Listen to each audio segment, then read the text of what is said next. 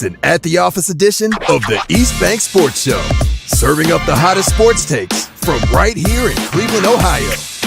It's your hosts, Noah, John, and Erik. Welcome into the East Bank Sports Show at the Office edition.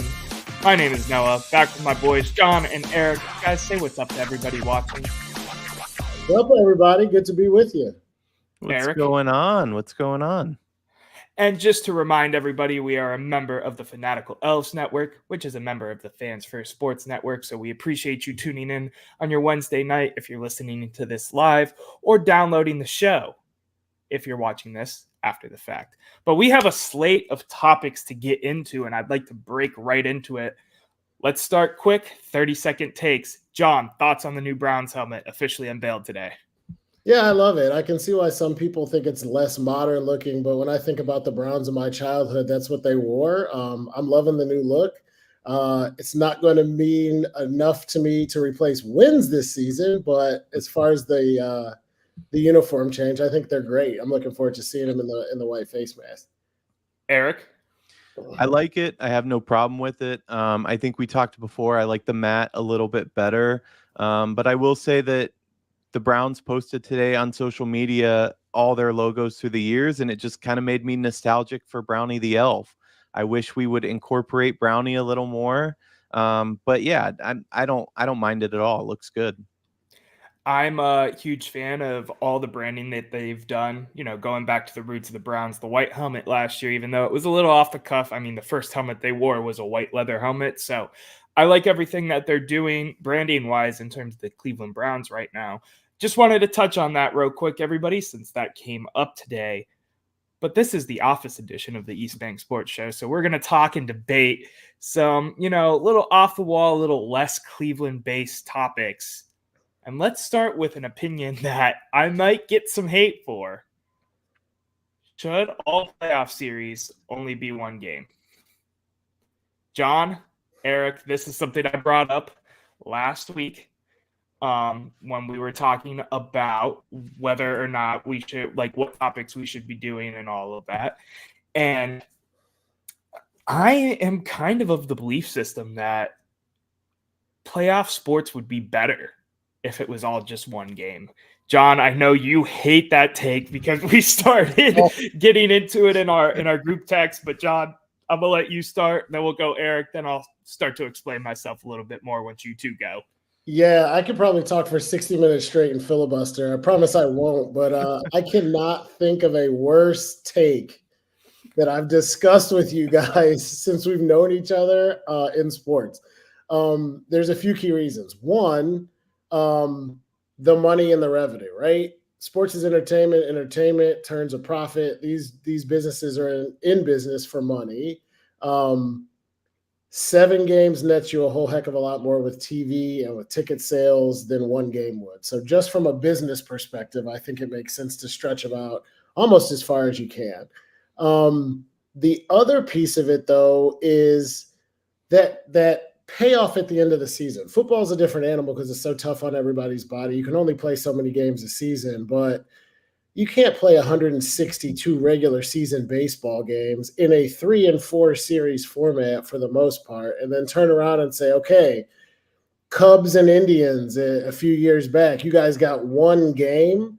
You got 4 starting pitchers. You got different rotations and relievers. You got different lineups. There's different elements. Like baseball is not a sport where you say, okay, you get 9 innings to show everything you're worth. And I think it also minimizes the regular season. You have to reward teams, especially in the NBA. You have all this play-in tournament stuff at the beginning with the lower seeds. Like the NBA regular season already almost doesn't matter. It's a bunch of teams posturing, positioning, sort of kind of throwing out there just to say, okay, give me a seat at the table. We'll see what we can do in the playoffs. You want to take the regular season that's almost meaningless and make it completely meaningless. Tell everybody they got one game, and it doesn't matter what seed you are. You have one opportunity to beat your opponent. I just don't think it makes sense. The cream rises to the top. The reason they have 7-game series is 95% of the time or more, the better team wins over 7-game stretch. I mean, we see it in the NCAA tournament all the time. The best team doesn't always win because one hot half of three-point shooting or one bad half of three-point shooting, and a team that was supposed to be world beaters is out of it. I mean, ask Virginia as a number 1 seed losing in the first round for the first time ever, if they would like a game 2 and game 3 to run it back and show everybody that they should be there. I can't think of a single reason why you would want to move baseball and NBA or hockey to a one-game format. The drama of the playoffs is so amazing because you have these elongated series where there's matchups and teams that learn each other. I just can't even think of a good argument as to why we'd want to go to one game in any format. I mean, hell, I think the World Series when they started was a 9-game series and they cut it back to 7. A one-game series, especially for baseball, just doesn't make sense to me. Eric, because I'm feeling it today now already off of that one. Noah's on one. Should playoffs be one game in all sports? Absolutely not. Everything that John just said, I'll rehash a little bit because I think he made every point that I had.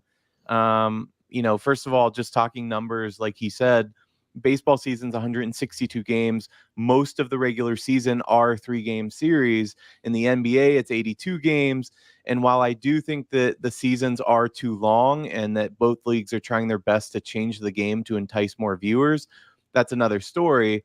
So you're going to take 162 or 82 game season and distill it down to a one and done single game. That's not just ridiculous, it's criminal. Let's focus on baseball just a little more. Baseball's about proving your worth over a series of games. That's the structure of what baseball is in its essence. What's the point, like John was saying, of building a pitching rotation if we're just going to do a one-game series? Sure, you're probably going to add a little bit to the randomness to the field of possible World Series champions, but that's about it. Switching to the NBA, I think, again, as John said, we're already seeing that impact and downside to the massive playoff field and play-in tournament. As much as I like playoff basketball, and I was watching both games last night, it makes the regular season terrible. Nobody plays very hard as it is. I'd rather see a bit more pressure be put on teams to win their division and make a playoff push, if I'm being honest. Last night's a good example where the Warriors and the Kings played. It's a single game elimination. The Warriors were eliminated. Yes, they looked terrible. I think Klay Thompson went like 0 for 10. He was absolutely awful. He couldn't hit. I mean, I'm talking wide open corner threes he could not knock down. If you make that a 3-game series, though, maybe those things change. I'm not advocating that play-in tournament should be 3 games. Not at all. I'm just saying that it changes how that game works. I can see the appeal to the single elimination game. I get where Noah's going to come from here, but I do really enjoy watching the coaches adapt and strategize to a longer series. That, you go down one game, for example, and you need to change your game plan, especially in basketball. That's a really big mix of what the sport is. And when you take that away, you're just going to neuter these games, in my opinion, and it's going to be less exciting to watch. I do find it interesting, though, that John led with the money. I understand that it's entertainment and that at the end of the day, we're talking about businesses who want to make a profit. But I do think that somewhat the 7-game series at times gets backlash from fans because it feels a little bit like a money grab. It really that happens when you have a team that's just far superior and sweeps, and you just get the feeling like, what are we doing here? We could have done this in one game, but that said, I'm playing devil's advocate there because going to a 1-game system is a terrible idea. So now that you guys both lashed out on me for the second week in a row, I'm going to actually come in this a little bit more level-headed than the Mike Tomlin argument last week. I do want to say I agree full-heartedly based off of solely the pitching argument about, baseball needing to be a series. I think I've always had this thought process in a heart of the NBA, right? To Eric's point, those you see a 1v8 seed matchup, 9 times out of 10 end in a sweep or a gentleman's sweep. And it feels frustrating because you devote, when it's all said and done, if the basketball game's short, 2 hours, 2 hours, 2 hours, 2 hours, 8 hours total on a series of non-entertaining basketball, especially if you're not, watching a team that you care for and you're just watching basketball to watch basketball. The reason I like the 1-game series comes down to one thing. The NFL is the pinnacle of sports in America right now. It is the number 1 league without a doubt. They follow a 1-game playoff, structure. And I understand, coming from a football player, you can't do a series of football games. You'd die, you'd be hurt, be rough. But I also think that attributes to the parity of the NFL. And the parity of the NFL is arguably, to me, one of the best parts about the NFL and American football. You see a team like Kansas City, and I know they're a dynasty, right? But I think us three can agree, at least in the regular season, they were not the best team in the NFL last year. They won the Super Bowl. And being able to see things like that and matchups and teams get hot and the streakiness matter and that kind of thing is what's important to me in sports, because at the end of the day, it's a team achievement. And when your team gels the most and if they come up out the top, that's what's important to me. Something else I want to touch on is, Eric, I think me and you were talking about this, but didn't the women's national championship, was it the women's or the men's national championship, have more viewers than like all of the World Series games last year? Women's did, yeah. Right. All 7, if I'm not mistaken. Or I don't think it went to 7, but you get my point. So you want to use that money argument, but at the same time, the parity of a March Madness, right? 1 seed getting beat by a 16 seed in a shot in the dark is, one of those moments I don't think any of us forget. We bring it up. I mean, you brought it up today. I think those kind of moments are a big part what give sports appeal. And when you run a 7-game series, sometimes it's, just at the end of the day, the talent's going to win because they have so many chances at beating what is a rock, paper, scissors match almost.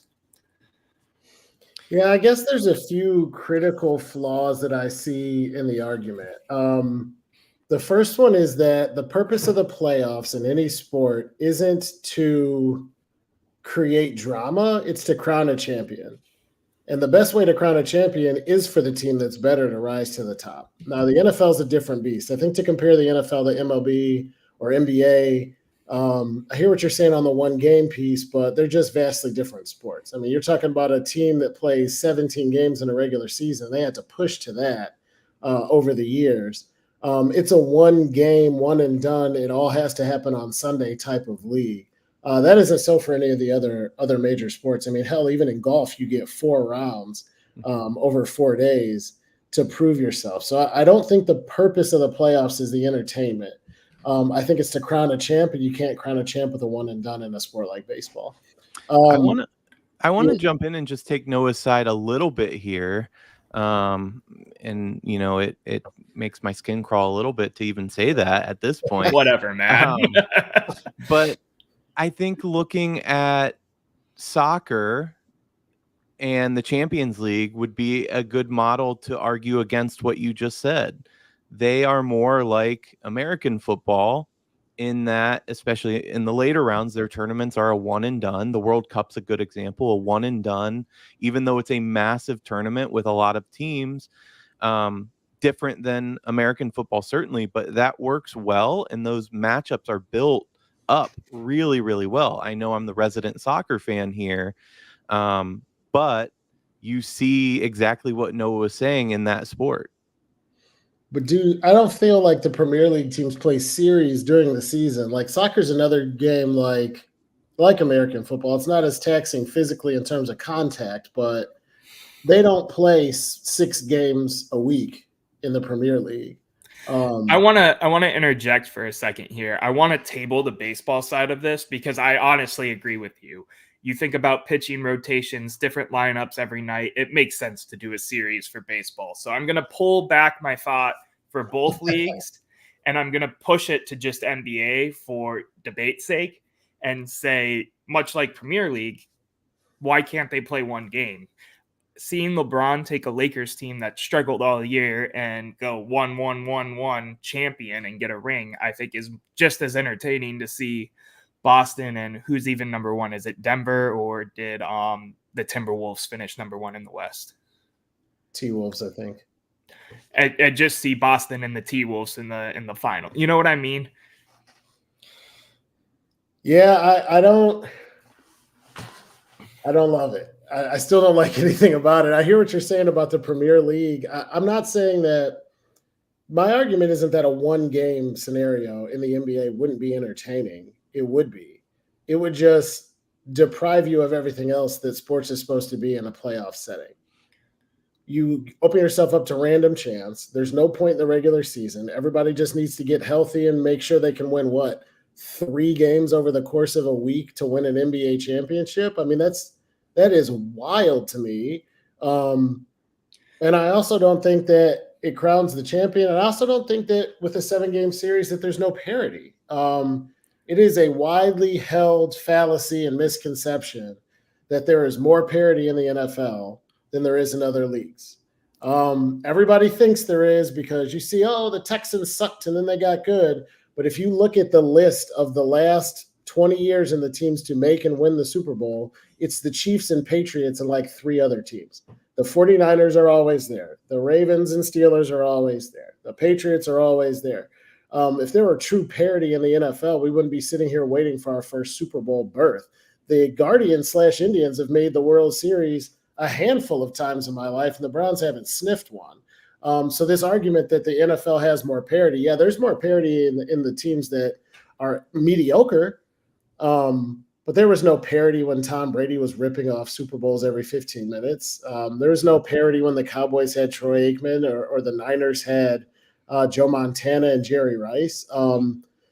We think of parity because we think any given Sunday, and any given Sunday something can happen. But when push comes to shove and you look at the Super Bowls, it is very top heavy in terms of the haves and the have-nots.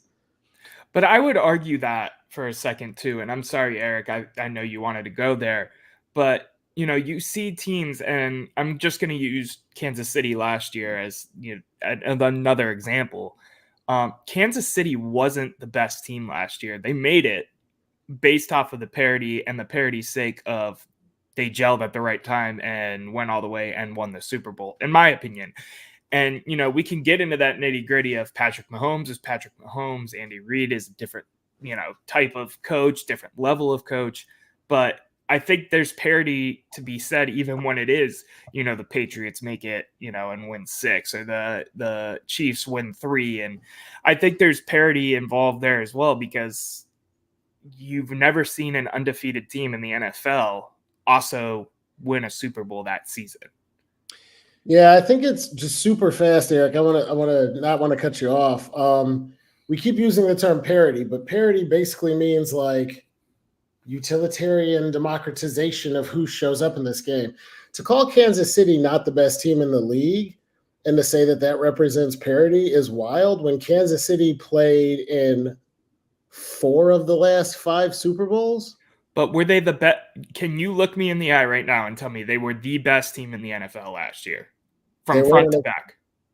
No, they were when it mattered. Did they need to be? Yeah, right. Right, but that's they turned it on when they needed to turn it on, just like we're going to see in basketball.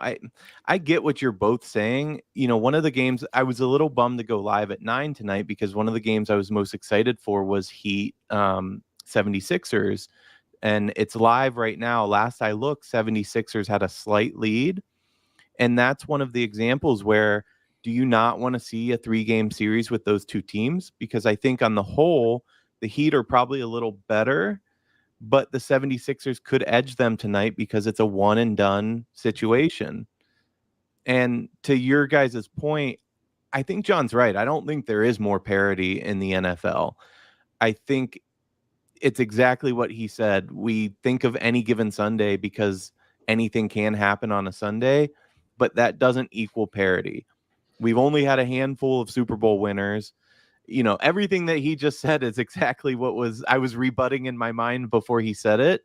Yeah. You're right. Kansas City did not look like the best team during the regular season. Their Super Bowl win, though, I want to be clear, I don't think it was them gelling at the right time. It was professionals knowing what needed to be done when they got to that time of the year and going out there and executing their jobs with, like you said, one of the best quarterbacks and one of the best coaches, not just in the game today, but in the history of the game. That's not parity. That's almost what's expected. We expect those of the good teams.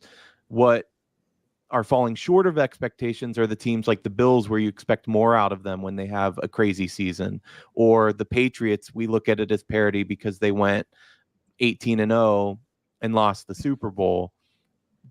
But that's not parity, in my opinion. So I don't think moving the other sports, and let's focus on basketball because you admitted that baseball should be a series.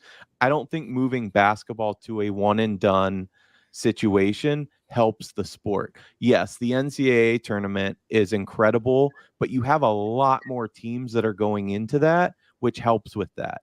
If you have the NBA and you only have a handful of teams that are playing 82 games and then trying to play a long tournament in single elimination, or not long at that point, it's not, like John said, your goal is to have the winner rise to the top.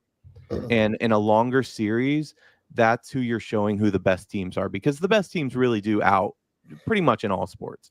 If you gave the Chiefs a 7-game series, they're probably going to win and push for the majority, not taking injuries and things like that into account.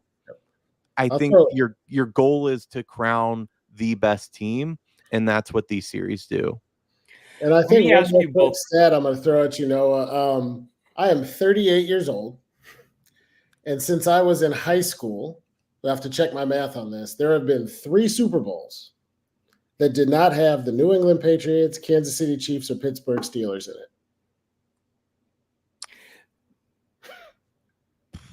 it. I'm running through in my head. Parity, I mean, I know there was one, there's a couple. We had the Rams and the Bengals just a few years ago. Baltimore, who did they beat? Baltimore played San Francisco. And then I think we had the Saints and Colts when I was in college, or right after college. Let me ask you both this. This is something I was kind of thinking as we're talking about it. Let's table the injuries and all the brutality that's involved with football to the side. Would you rather it be a multiple game series if you could have that in the NFL then?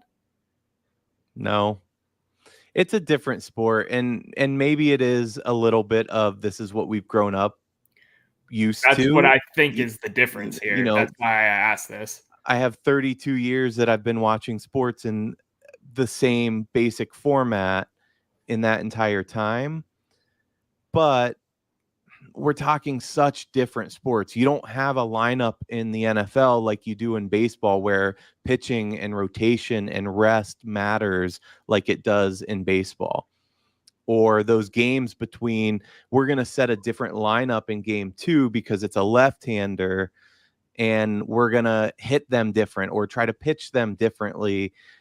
When it goes into that sort of thing, it just doesn't compare well to the NFL. I think your NBA argument's a little closer to the mark, but no, I wouldn't want to see the NFL go to a series. John, what about you? Because you shook your head too, and I thought for sure you'd be like, yeah, if there's, no brutality and you're able to just do like games back to back, over a span of like 5 days or what. Why do you say no to the NFL? It's just weird. Like, I think, if NFL had no brutality and they made it flag football, then yeah, you could play 3 or 4 times a week. You could do 3 games. But throw away saying flag football. Just think, if football was physically able to be played in a 7-game series in a doable amount of time, would you have that? No, not unless you change the regular season. It's about the regular season, the structure, and how you get there, added into how we're going to crown a champion. Like in NFL, it makes no sense. You can't play 17 games and then play a 7-game series for the Super Bowl.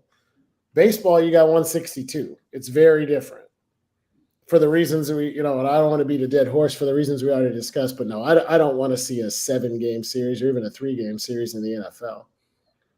But do you guys think that if we did move baseball, and as much as I don't like it, baseball and basketball to a 1-game playoff series and championship, do you think that the World Series and the NBA Finals would become an event like the Super Bowl with the advertisers?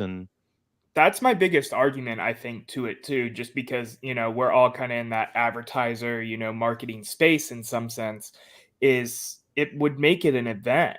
Like NBA Finals Saturday. John, you joked World Series. You couldn't even call it the World Game or whatever. Ugh. World Game, Friday or whatever, or Sunday. Everything can be on a Sunday. I just think, I don't know. I love the spectacle that the NFL has, and we can throw away the parody argument and all that for a second too.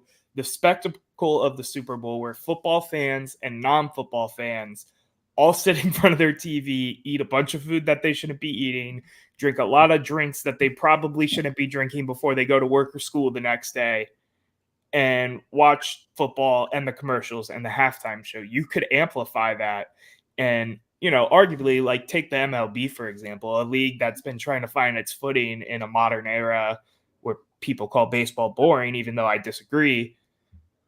Giving I'm just going to keep calling it the World Series, even though it's not a series. Giving the World Series a spectacle like that, where we have some sort, like the 7th inning stretch performer. So it would be, I think it would help the sport, because to what I said with Erik earlier too, I mean, one game, the Women's National Championship versus a whole World Series did the same amount of viewers. Imagine a World Series where it's one game. But do you see everybody tunes in? I don't know that you're right. A lot of non-football fans watch the Super Bowl. They watch it for the commercials and they watch it for the entertainment. This year they were watching for Taylor Swift. I'm not sure that the other two sports, baseball and basketball, would have that same appeal, even if you move it to a 1-game, one and done World Cup. We're taking it all series, non-series. I don't see that movement like the NFL. The NFL is a different beast. It is a marketing machine in a way that no other sports league has really had in the history of sports. Maybe when you talk World Cup, just because it's such a global phenomenon, but the NFL is its own animal. And again, trying to draw comparisons to it, I don't think we'd see that same event. It would be interesting. I'd like to see it from a marketing standpoint. I think it'd be a lot of fun. I just don't think it would have the same gravitas. Yeah. And I think we're getting to the point now too where we're trying to shove too many things into one. We think of baseball and basketball and football and hockey and golf and tennis and Premier League. Well, they're all sports, so they should do things all the same way. But they have unique followings with unique fan bases.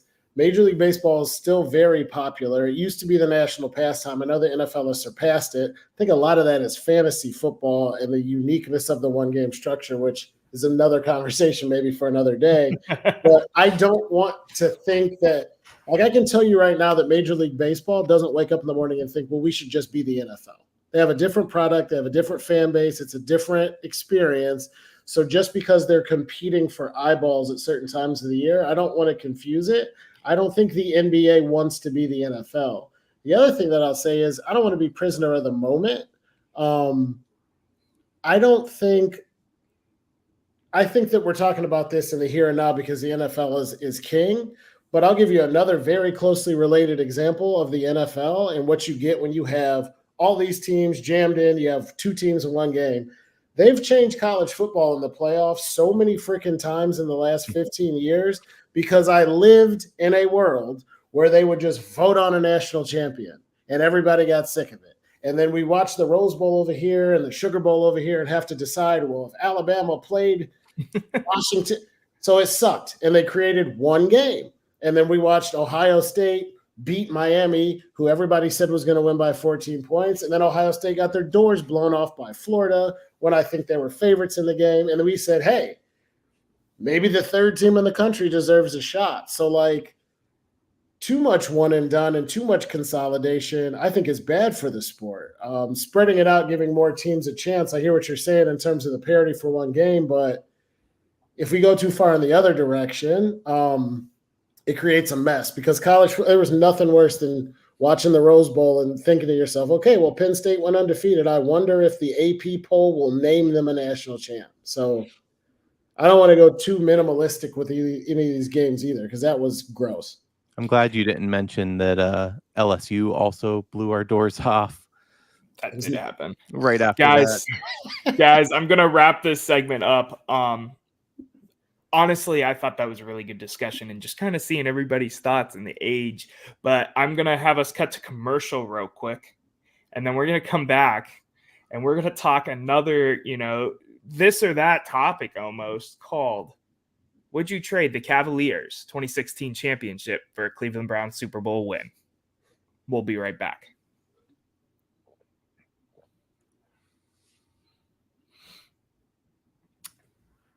So we're back, and we have another good topic. We put 3 kind of spicy topics together and just decided to put it all in one episode and debate for a while. So I'm going to open it to the floor because, honestly, I'm curious what you guys have to say more than what I have to say. Would you trade the 2016 NBA championship won by your Cleveland Cavaliers for a Cleveland Browns Super Bowl win? And to preface real quick, me and Matt briefly discussed this on a regular episode of the East Bank Sports Show. If you guys don't watch that on Sundays, go check that out. Erik, I'm going to let you start. Yeah, so first, I'm really excited to hear John's take on this because I know where Noah falls and I have no idea what John's going to say. This question comes up often amongst Cleveland sports fans, and it's always a hot debate. There's no doubt about it that Cleveland is a football town. We bleed orange and brown. We live and die by the Sunday outcome. We look forward to the game and talk about it all week.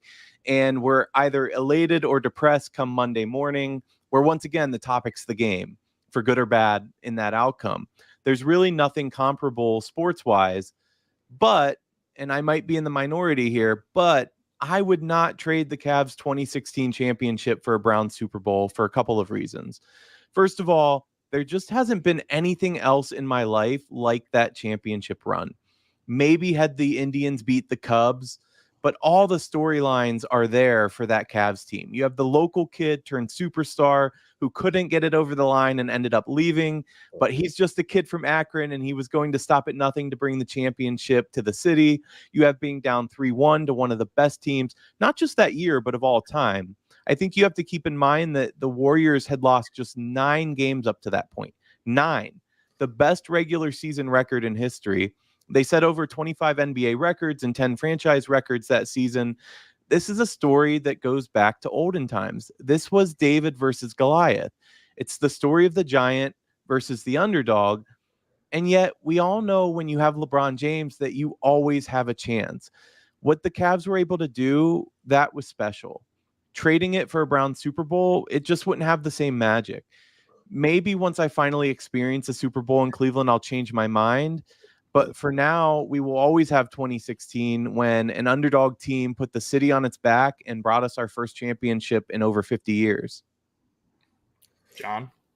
I love everything Erik said. I got a lot of different directions to go with this one. The first is just to dovetail with our last conversation, Noah, you'd be giving up a Cavs championship no matter what if there was a 1-game playoff because the Cavs lost game 1.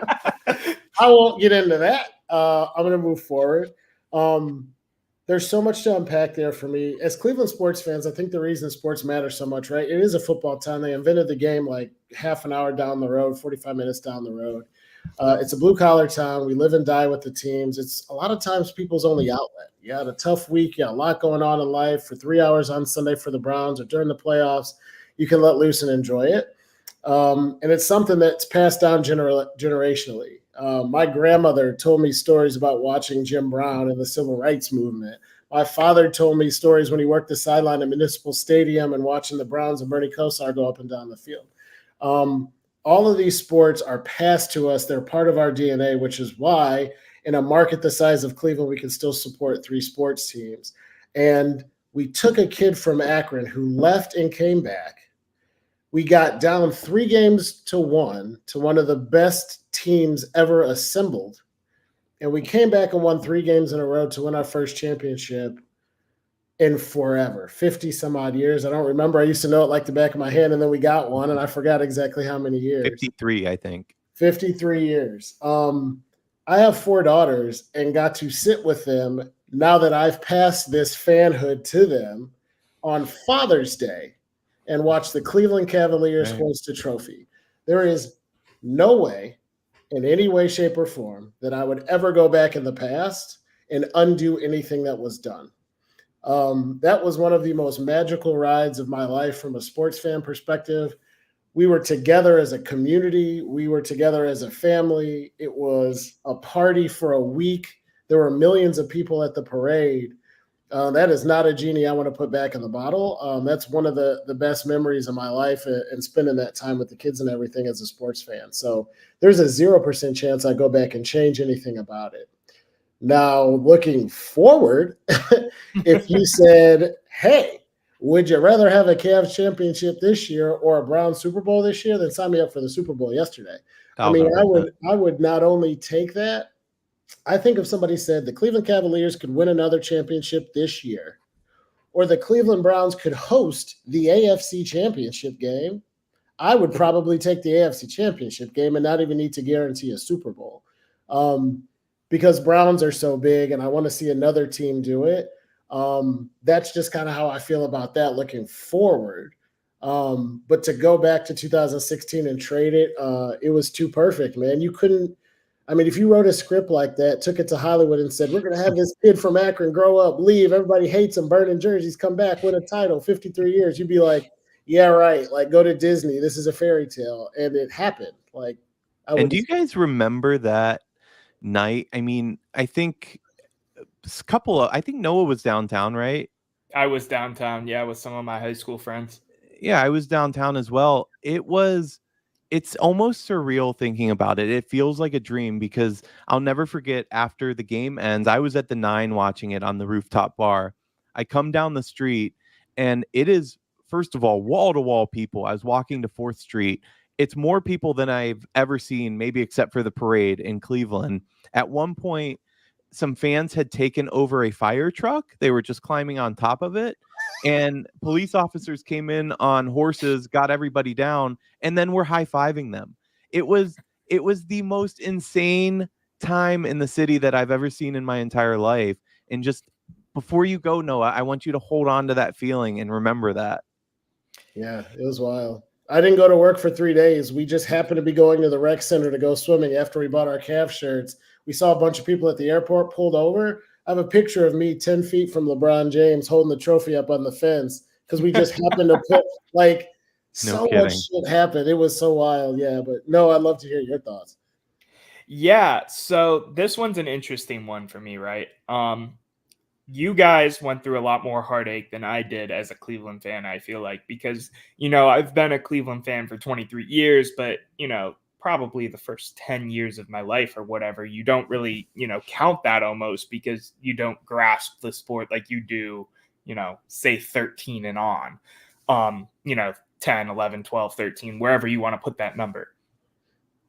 I will say some of the greatest memories in my life are from the stretch of the Cavs winning game. Well, first of all, in general, that Cavs playoffs era, going to the watch parties, posting and tweeting. That was the first time I was doing like Twitter like that and really getting into the nitty gritty of being a sports fan. I feel like not the first time, but the first, you're in it, you're tweeting, you're responding, you're posting pictures. I vividly remember I posted a picture of LeBron James sweeping up a bunch of Hawks when we swept the Hawks in the Eastern Conference Finals.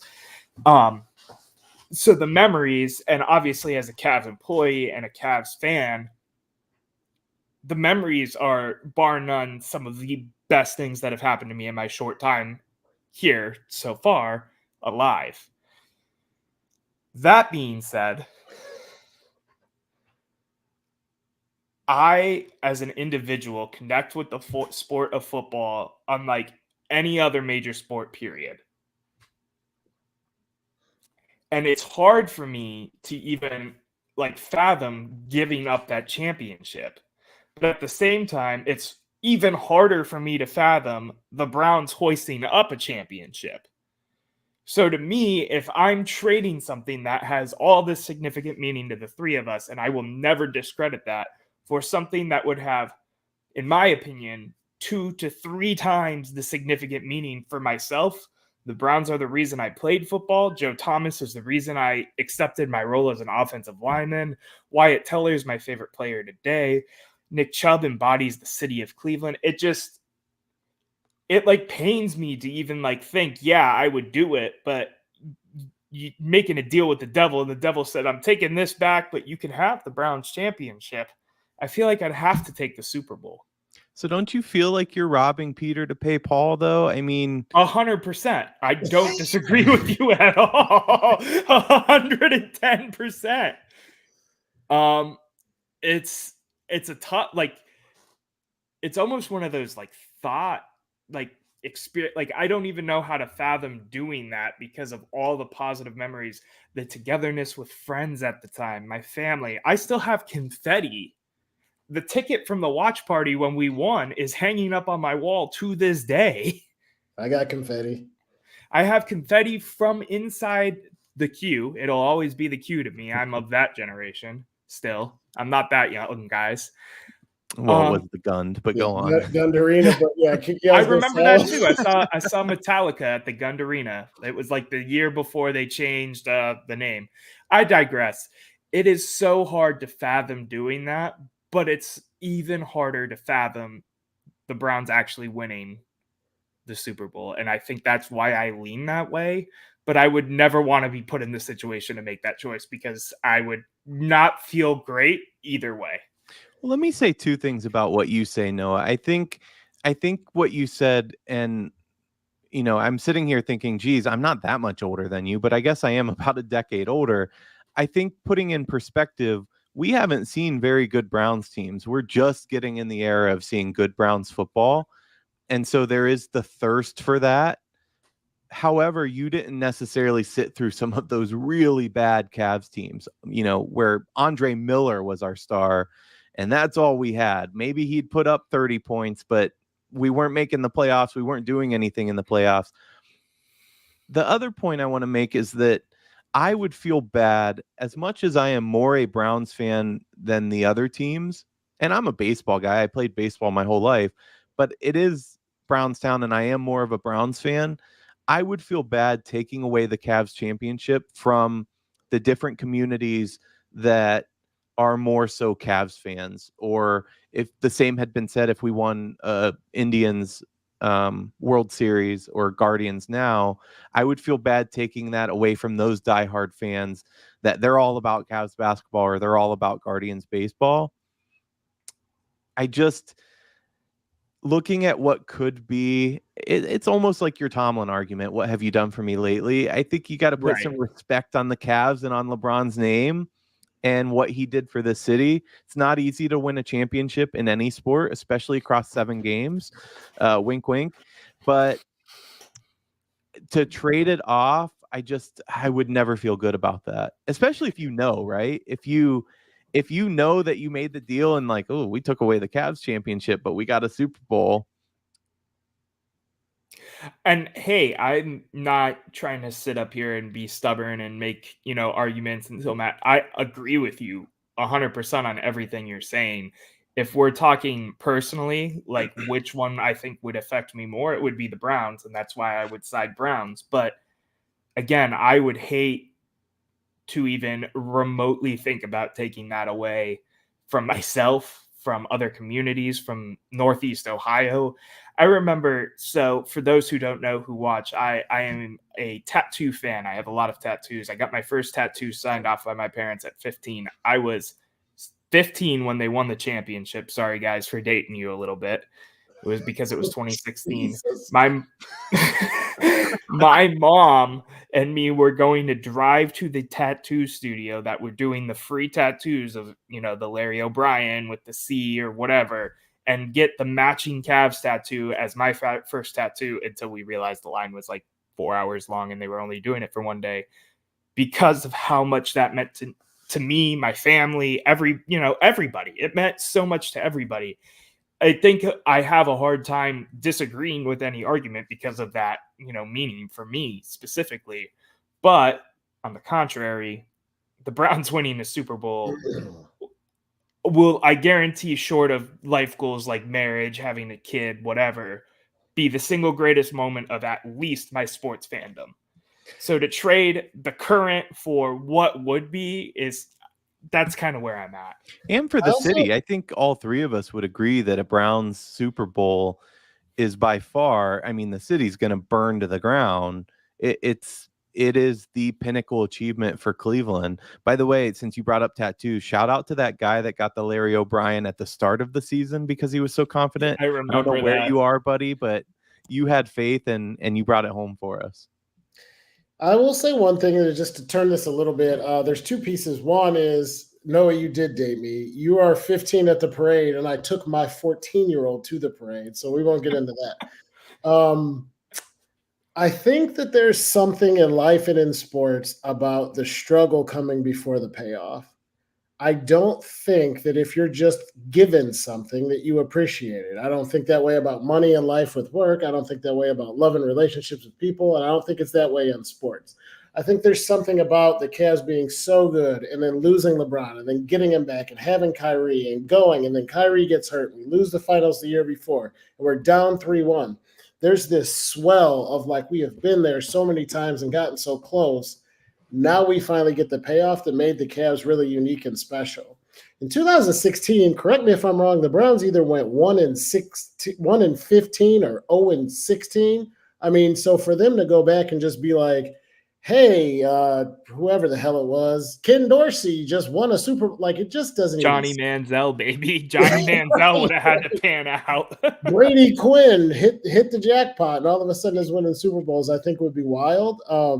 And I think there's something to be said for that. We get so like you said, what have you done for me lately? And everything now is the same argument with the 7-game series in the last segment. Like sometimes it's cool to spread it out for 2 weeks and just let it mellow and enjoy the swell and the emotions over the course of time and not just have 3 hours. Like the Browns still are so far away, even though we feel like they're close. Like sadly, I feel like the Browns winning a Super Bowl in 2 or 3 years after finally making it over the hump and maybe winning a division and maybe winning a couple playoff games and getting to the AFC Championship. But the Browns are still, in my mind, so close yet so far away. Like the whole experience would be different. Like if the Browns just randomly won a Super Bowl after they won one game in an entire season, like, I don't know. It just doesn't hit the same as that LeBron era and all the stuff that went into it. I genuinely agree with everything you said, but I saw a meme today that kind of relates, and it said something along the lines of, you will appreciate the $2,000 that you worked hard and earned more than if somebody gave you a free $100,000. And right below it, the next guy said, never give advice again, because you absolutely untrue. But on the sports side, I do agree with what you're saying. I'm not saying I wouldn't take it. I'm saying you appreciate it more when you have to work for it. Fair. Guys, I'm going to wrap this one so we can move on. We have one more topic to talk about. And I could see me and John maybe being on the same side for once, but who knows? Who knows? Don't you dare do that to me. So let's switch. We were talking about Super Bowls and the Cavs. Shout out to the Cavs once again for the championship and all the great memories. Let's talk. Would you rather win a Super Bowl or an Olympic gold medal? John, I'm going to have you start because I know Erik's take, and me and Erik are going to throw hands virtually because I know one of his points already, and I'm not happy about it. So, John, go ahead. This one's loaded for me, but a quick point of clarification before we start. You mean us personally, or do you mean like our team, or you mean like, would you, John Sharp, rather play for a Super Bowl winner or be like Usain Bolt? Yeah, that's how I took it. That's how I took it. And I think, Erik, when we kind of propped this up with each other and decided if we were going to use it, I think that's how you took it, right? Yeah, I mean, I looked a little more generally as a general NFL player versus Olympian, but yeah, we'll take it at us. It doesn't change my argument. I don't want to overcomplicate things, but to keep it simple, standing on the top of a podium, representing your country, hearing the national anthem play, and having somebody put a gold medal around your neck as being the best in the world at something would mean more to me than being one of 60 Super Bowl champions. Personally, from how it feels and the dopamine hit and what it means for like just an accomplishment. I mean, you are the greatest in the world at something. To be set, you're the fastest man alive. You're the all-around best gymnast. I think too, if you just said, hey, for free, nobody's going to give you a single dollar either way, or you make the same in both. I would much rather win a gold medal, stand on top of the podium, and hoist one for the United States of America than be one of a 53-man roster and win one of half a century's worth of Super Bowls. Not to say that the Super Bowl championship wouldn't be great. We just talked about that. The big caveat, the reason I said I don't want to make it complicated, is if you win a Super Bowl championship, even if you're the long snapper, you're making more money than an Olympic athlete. And the opportunity to like set my family up for life would be great. So my caveat is this. I would rather win an Olympic gold medal on the men's basketball team because that's fantastic. And that's the bottom line because I said so. Yeah, I think the gold medal will be cool. You hear people like Kobe Bryant, Michael Jordan, LeBron James talk about how much it even meant to them after winning championships to win a gold medal. I don't think they're full of shit. I think they're being genuine. I think somehow, crazily enough, Steph Curry's going to play for his first Olympic team in this Olympics. He's got a boatload of rings and a bag full of accolades. He's pretty jacked up to be on the Olympic team. So I think gold medal trumps Super Bowl. But to Eric's point, like, I would take it. I'd take either for sure. Erik? First of all, I think this is my last show because John and I are the exact same take always, and I don't know that you need the both of us. Would I rather win a Super Bowl or an Olympic medal? An Olympic medal. Easy. Next question. Winning an Olympic medal means that you've reached the apex of your sport. Like John was saying, not only are you the best in the sport, but you're the best in the entire world, not just the United States. Listen, I'm as much of a fan of football as the next guy, but there's a wider world out there, Noah. It's a big place, and football is certainly the most popular sport in the world, but it's not American football. We call it soccer. So you're saying that you'd rather win a one nation championship that's meaningless to 98% of people? That's number one. Number two, it is much harder, in my opinion, to win an Olympic medal than it is to win a Super Bowl. There are 32 teams in the NFL, each of which have the potential to win a Super Bowl. So what you're saying is a backup lineman that is essentially a tackling dummy for all intents and purposes is more pinnacled than Michael Phelps. You're crazy. There's no way. Not only can a smaller group of teams win the Super Bowl, but they also have the potential every single year. And depending on the position you play, for 12 or more years, an Olympian does not have that opportunity. It's only once every 4 years. But for some athletes like gymnasts, that window is one. It's one Olympiad. They're not ready for the Olympics, and then they're in their prime and they get one Olympic, one chance, and then they're aged out of the third. So they have one shot to win gold. Everything on the line where the smallest of mistakes is catastrophic. Lolo Jones is probably the perfect example of this. She was by far the best hurdler in the world. She's heading for gold. She clips the last hurdle and doesn't get a medal. 4 years earlier, she wasn't good enough yet. And 4 years later, she wasn't good enough anymore. She was still chasing that gold to which she never got. She did medal on bobsled, which is an interesting note. Football requires size, it requires speed, and it requires some luck. The Olympics require you being genetically superior. Even subpar football teams, they can stumble their way into a championship. I know it doesn't happen often. Usually the best team wins, but with the right schedule and momentum, you can get a team that shouldn't necessarily be there winning a Super Bowl. In the Olympics, just about everybody's in peak physical condition with decimal differences separating gold from everybody else. I knew a sports therapist once who told me that the guys that are running, the 100-meter sprint, they're all the exact same physically for the most part. It's the mental that separates those winners. So somebody like Usain Bolt is just a freak because that doesn't happen. By the way, this question was asked on Sports Nation years ago, and the country was split exactly 50-50 on it. One last thing, I want to give a shout out to the Dallas Cowboy receiver and Hall of Famer Bullet Bob Hayes, because he's the only man in professional sports history to ever win both an Olympic gold medal in sprint, in fact, as well as a Super Bowl ring, which is pretty incredible. It is incredible. Hey guys. Oh, Noah, we can tell you why you're wrong if you tell us what you think. Hey guys, it's me again.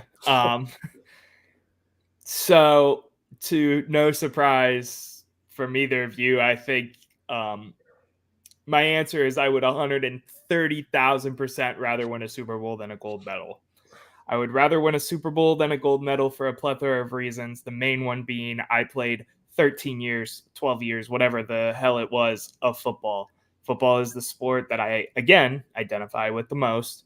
Football is a part of my character and who I am and who I'll always be, I feel like, just because of, playing from college to high school to junior high, et cetera, et cetera. The pinnacle to me in terms of athletic achievement for what I set out to do in terms of my life, granted, I only played D3 football and was a backup, and I was perfectly fine with that because I got to be around the sport.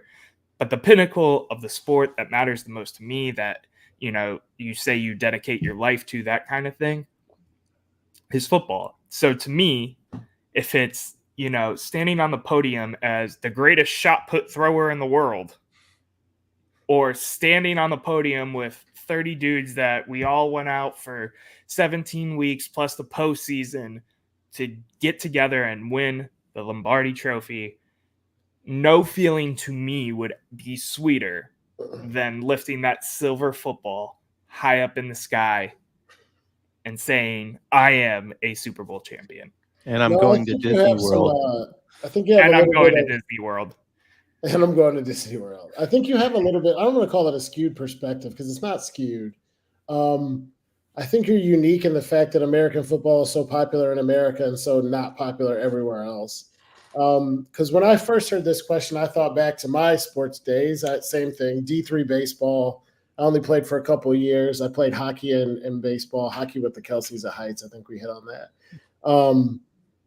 I could win a gold medal in hockey and still be a pro athlete and win a Stanley Cup. You could still win in soccer. You could still win in so many other sports. Football is one that's not international, but I'll throw this out there for you. Sports transcends, the Olympics transcend just sports. I think back to the most special moments of watching certain things for me as a hockey guy. The miracle on ice and beating the Soviets is one of the greatest moments in American sports history. There's nothing that equates to that playing football. Tom Brady will never have miracle on ice status. He is the GOAT. He's great. He's wonderful. He's all the things that Tom Brady is, no shade. There are times where it means more than just the sport too. And I think that's an opportunity that the Olympic medal gives you. That some other things don't, right? The Michael Phelps run where he was just bringing in gold medals and stuff. I mean, that was unbelievable theater. Him and Ryan Lochte and the relay team and the gymnast, Dominique Dawes and the figure skaters. There's so many. Simone Biles. Oh my God. Yeah. And recently with the whole Simone Biles and that whole team too. I mean, and it's only once every 4 years. I just think there's something. If you played any other sport than football at the level you did, you might change your answer. I think for football, for you, it's just one of those rare things, right? Like Eric's a big tennis guy. You win a gold medal playing tennis, so you can have the best of both worlds. Like football is one of those unique sports where it's like it's all in America and nobody else kind of follows it outside of the country. I should say that baseball was my sport. When, like everybody else, when I was a kid, I was in the basement pretending it was game 7, 2 outs, I'm up to bat, or I'm getting the last pitch and pretending that I'm the guy. So growing up idolizing American sports, I certainly had that same kind of perspective. But I think John's exactly right. Of course, I don't want to speak for Noah, but I love my country. What I love most about my country is what it can be, not necessarily what it is. It's that city upon a hill that we're still trying to build, and the possibility, and representing that and going out and putting yourself forward in the world for all our flaws. You could argue still the best country in the world. Almost anybody would give up their citizenship to become a US citizen, and representing that on the national stage by way of sports, with everything else surrounding it, by the way, with, a Cold War with the Soviet Union.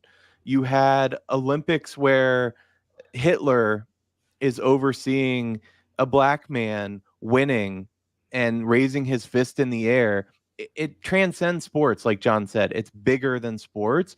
And to be a part of something like that, I think is just, a Super Bowl is a once in a lifetime thing. When you put the Olympics in perspective, it's where legends and history are born and converge together. I just don't think you can put a price on that. And I like John's caveat because, yeah, I want Tom Brady money. I don't want Olympian money. Absolutely. I want the career and notoriety. And we're still talking about Tom Brady constantly. I brought up Michael Phelps, but unless it's the time of the year, you're not really talking about these guys. So 100% agree there. But for what it means to the wider world and our position in the world, for me, my money's definitely on an Olympic gold medal. Let me ask you guys this, and we're already hitting over an hour, so go figure. It's just another day at the office, right? Why do these pro athletes then, LeBron hasn't played since 2012 for a gold medal, opt out of it, and B, I think when we talk, legacy of a player, right? Who brings up how many gold medals Michael Jordan had? Carmelo Anthony brings it up every chance he can. That's all he has. But how often is that actually used in an argument that you see in a day-to-day or even on your bigger sports show, ESPN, whatever? It's apples and oranges to me. And here's why. You asked me and Eric, we're sitting here. We've never been pro athletes. We don't know what it's like. We're just speculating, right?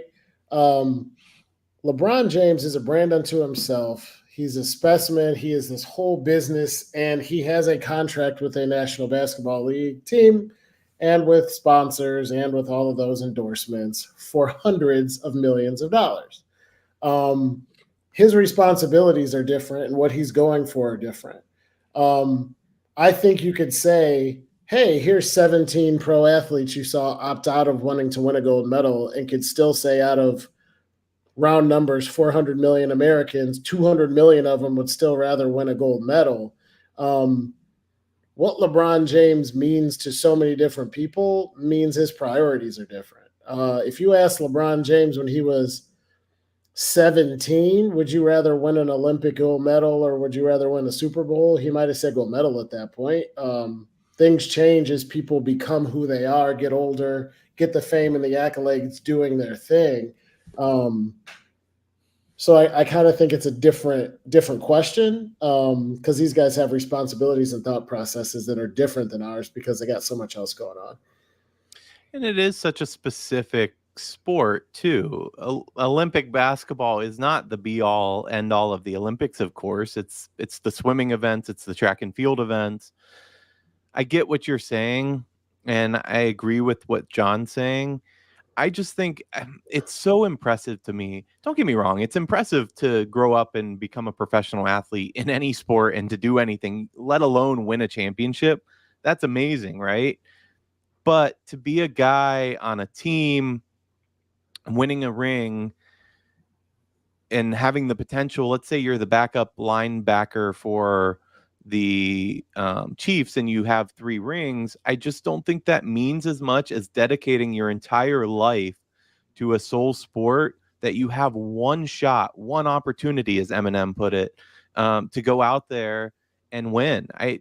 You're hinging everything that you are in one Olympic Games. I think that's incredible. I mean, either way, we're talking about the best of the best in the world. Obviously, the United States would go undefeated if we had American football in the Olympics. Absolutely, we'd have every gold medal since its inception. But the effort, and for not a lot of money, we're talking about, if you're at the top, the pinnacle, yes, you get some sponsorship money. You think about Michaela Maroney. She's doing commercials and she's on air when the Olympics are airing, but it's nothing compared to professional athletes in American sports.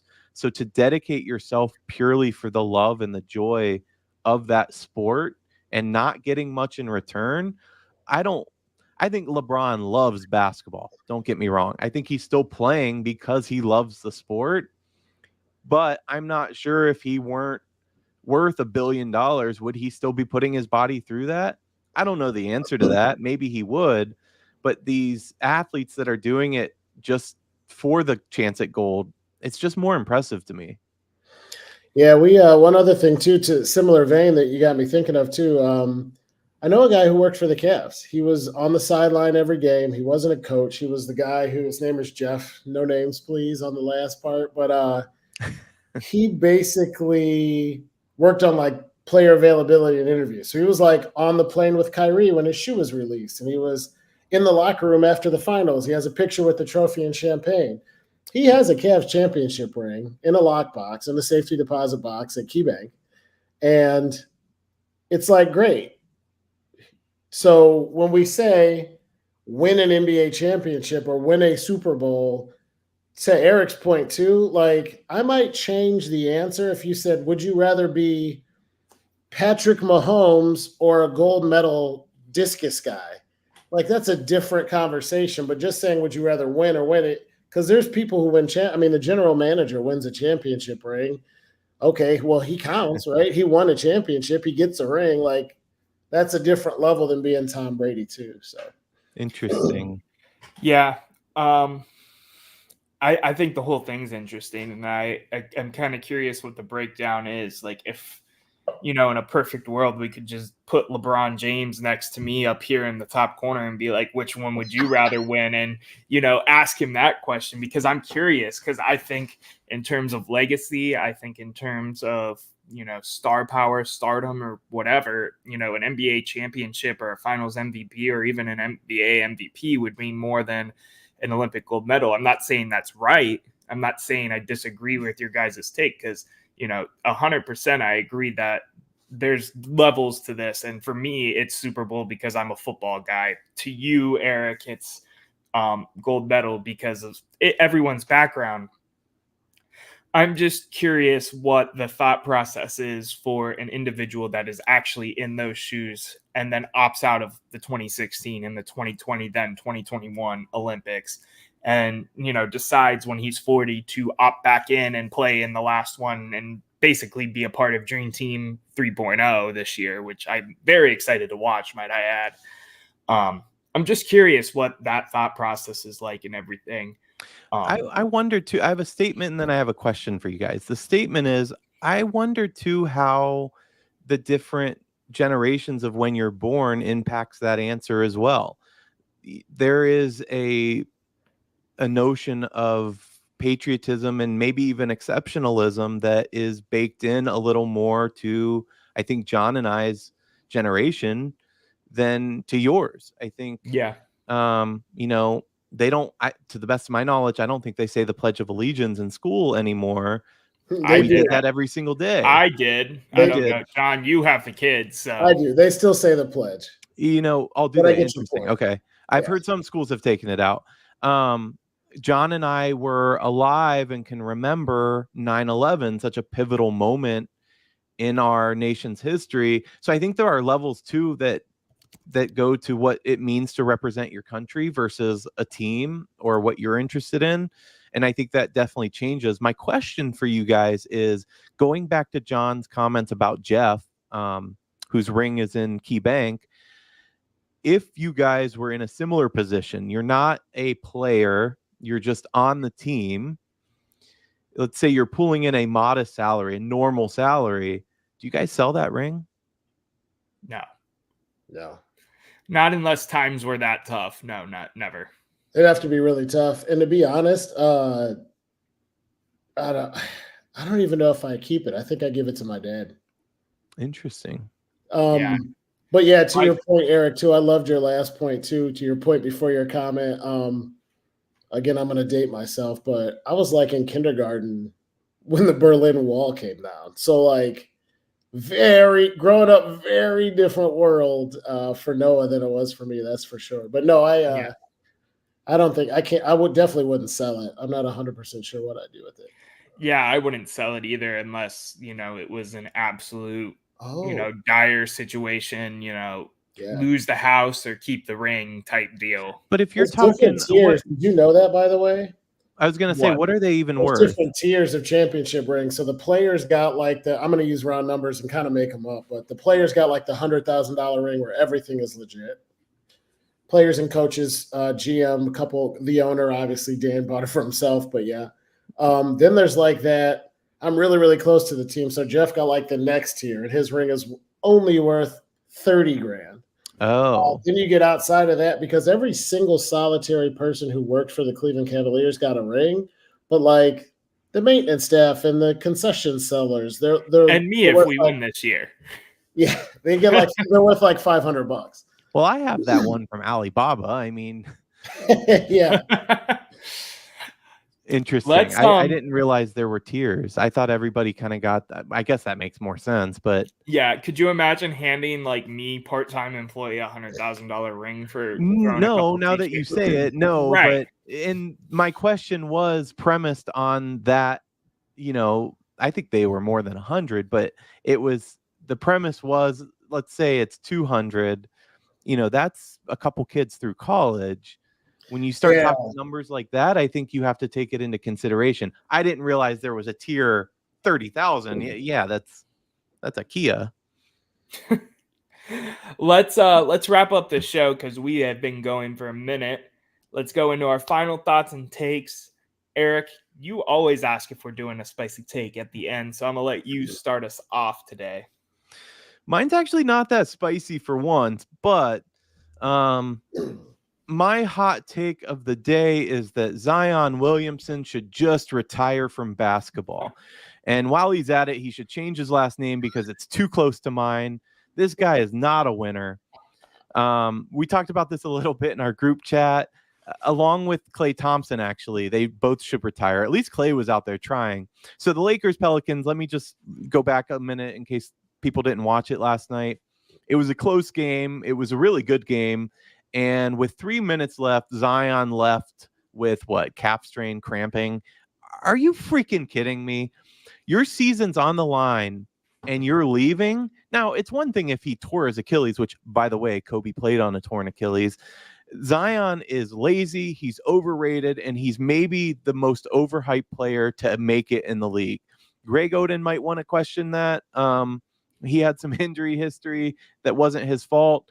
But Shaq and the rest of the NBA on TNT crew couldn't believe it either. I think Barkley said that he wouldn't have gone out. And Shaq said that he should have put some icy hot on it, referring to his brand deal that he has, right. Of course. But I could not believe that as somebody that's competitor. The three of us are going to have a rec basketball game at some point, and I'm going to want to rip your faces off because that's just the type of competitor that I am. The fact that this guy just left with the game on the line for a small injury, it was a question. There was some tightness from what I understand. Just pack it in at this point, my man. John? Yeah, my hot take is on the eve of the real playoffs and during the play-in tournament for the NBA championship, that the Boston Celtics are overrated. Jason Tatum is overrated. They will not win a championship with Tatum as their best player. Jaylen Brown's a good Batman or a good Robin to a better Batman. But I keep looking at this team, and I get it. There's East Coast bias. There's big market bias. So because we live in Cleveland, they're going to talk about Jalen Brunson and the Knicks more than Donovan Mitchell and the Cavs, even though the Cavs win 19 out of 20 games in the middle of the season or something like that. But I just feel like the media is trying to crown these guys as the champs of the East. I don't even have them making out of the Eastern Conference this year. I don't think that they're that great. I think they're a regular season team. I think Jason Tatum is a paper tiger, and I think he shows up big in the regular season, and he's going to disappoint everybody in Boston again this year. I got a buddy who's a Celtics fan, and we have the debate. And I said, if I had to list the 10 best players or 15 best players, maybe even in the NBA, Tatum's on my list. 15's a reach, but 10 certainly not. And I can't wait to celebrate another Celtics letdown in the coming weeks with you guys because it's coming. Who do you guys got? In the finals? Mm-hmm. John, you want to go first? Yeah, go for it. No, you go first, I said.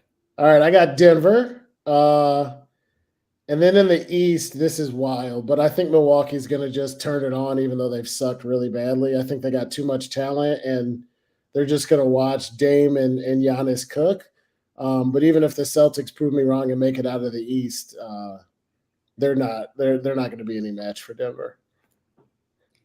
I am going to respond ignorantly with the Cavs out of the East, even though I don't think that'll ever happen, or at least not this season. But ignorantly the Cavs, and I'm going to go Denver again. I don't think Minnesota's going the full way, even though they were the one. I think Denver goes back and probably repeats this year. Erik, you want to? Yeah, I mean, it's tough. There is a lot of more parity than I kind of expect this year. I agree with what John says about Boston. I think they could slip through the East. It depends how favorable those matchups are. It's like when we play the Knicks, we don't match up well against them. That's not to say that we can't beat them. I think there could be some favorable matchups for the Celtics. I tend to agree with you guys, though, with the West. I am really interested to see Anthony Davis had a terrible game last night, but he's really turned it on this season. Yes. And playoff LeBron is different than regular season LeBron. So they kind of took their foot off the pedal last night until Zion, Mr. Glass exited. But I'm interested to see. I can see them kind of making a push, but do they have Denver next?